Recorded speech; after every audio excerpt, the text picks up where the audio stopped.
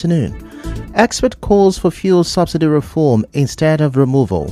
Petrol scarcity takes toll on Port Harcourt residents amid high cost of living. NNPC uncovers fresh illegal connections, refineries in River State, others. IGP warns officers against using his name to extort Nigerians. And on the foreign scene, G20 ministers discuss conflict, global governance in Brazil. I am Ifechukwumoino with the news. A professor of political economy and development studies, Kiboye Aaron, is calling for fuel subsidy reform instead of outright removal.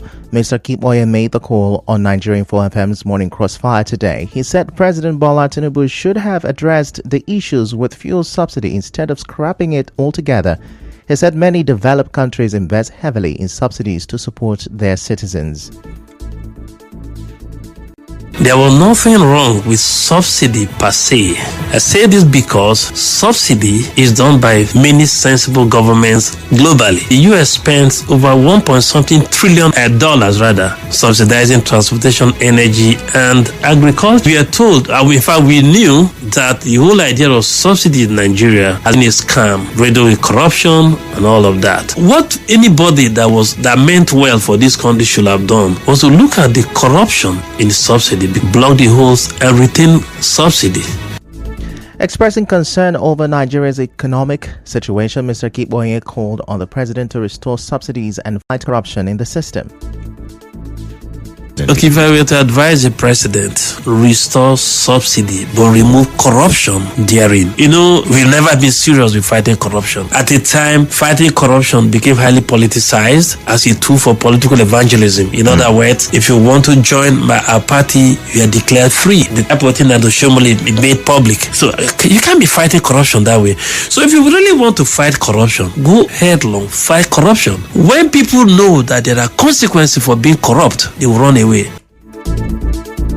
Meanwhile, the price of petrol jumped to 1,000 naira per litre in some filling stations in Port Harcourt. Our correspondent reports that many independent marketers closed down their filling station yesterday.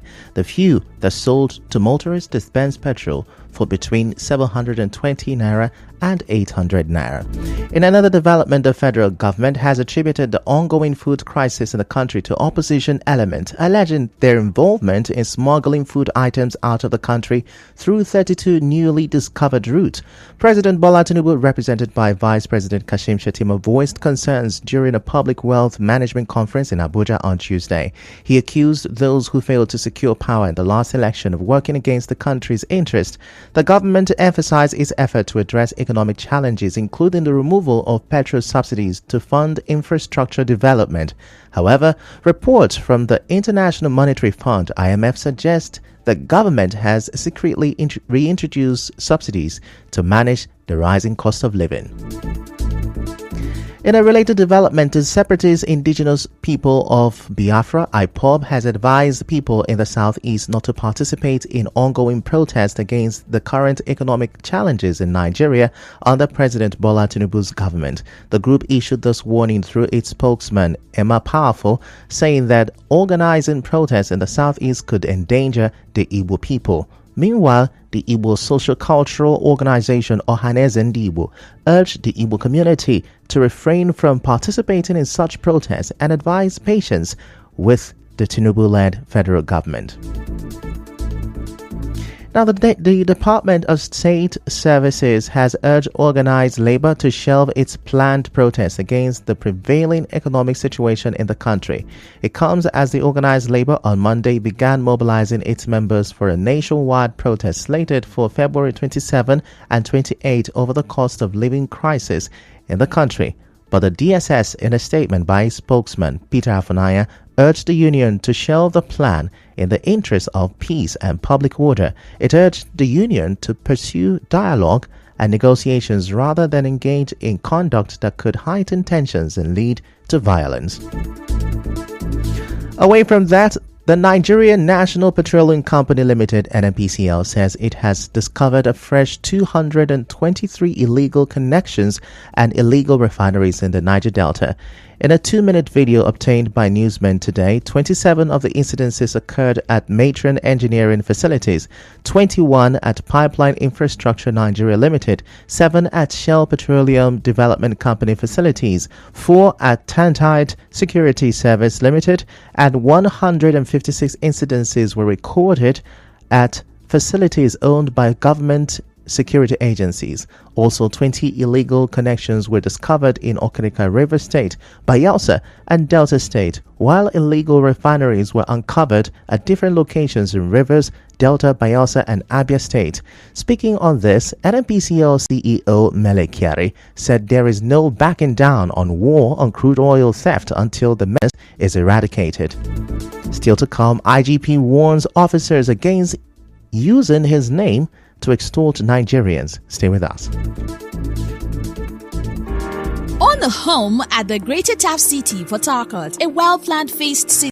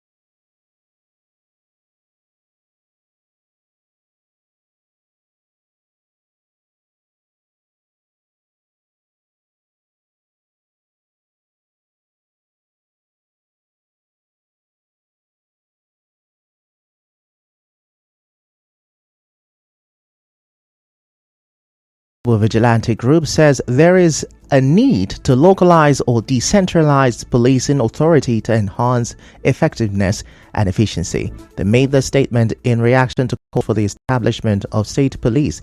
The group also noted that the government must ensure that issues raised by opponents of state policing should be addressed before its establishment. As major agitator, protector, and promoters of community police, it is also our considered view that policing is local. There is therefore the need to localize policing or decentralize policing authority and resource to enhance effectiveness and efficiency. Decentralization can take different forms. State police is one form, but modalities must be put in place to address the genuine concerns expressed by those who oppose it before it can be established in any state. The Inspector General of Police, IGP Kayode Egbetoku, has warned officers not to use his name to extort Nigerians. In a statement, the IGP expressed deep concern over the act, saying such actions tarnish the reputation of his person and the police force. He said any officer found guilty of using his name for fraudulent activities or extortion will face severe disciplinary measures. He urged officers to uphold transparency and professionalism. As world marks International Mother Language Day today, a senior lecturer of the Department of English Studies, University of Port Harcourt, Ene Ibifa, says he is sad that the Nigerian constitution is not translated into any of the 3 dominant languages in Nigeria. In an interview with our correspondent, Mr. Ibifa encouraged Nigerians to speak and express creatively using their mother tongue to preserve it from going into extinction.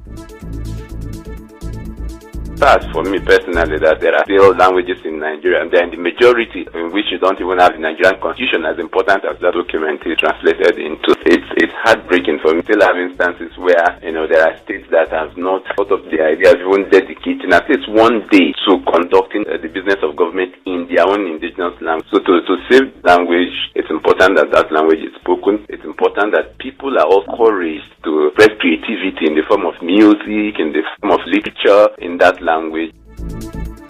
Mr. Igbifa also said the government should encourage research in these languages by funding the Institute of Nigerian Languages. We need teachers in those languages, and we also need full commitment on the part of government towards encouraging those languages. We should encourage research in those languages. There's an Institute of Nigerian Languages. These institutions ought to be encouraged, proper funding. Motivate people, encourage people to carry out research into these languages to find out how we can serve them, how we can keep them going. Now, the theme for this year's International Mother Language Day is Multilingual Education, a Pillar of Learning and Intergenerational Learning. In business, the Senate has resolved to further investigate 10 trillion naira anchor borrowers program by the Central Bank of Nigeria (CBN), as well as accountability in the ways and means loans by the Apex Bank. The Red Chamber said the move was to plug loopholes in future development finance activities of the CBN. In entertainment, music executive Don Jazzy has hosted his colleague Adekunle Gold in his home studio. The Maven boss warmly received the Oriente hitmaker and was spotted vibing passionately to Adekunle Gold's next single, The Life I've Chose, which will be released today. And now to sports. Manager Thomas Tuchel will leave Bayern Munich at the end of the season. The former Chelsea boss will depart a year earlier than planned as part of a sporting realignment at Bayern. And now we'll bring you news from around the world.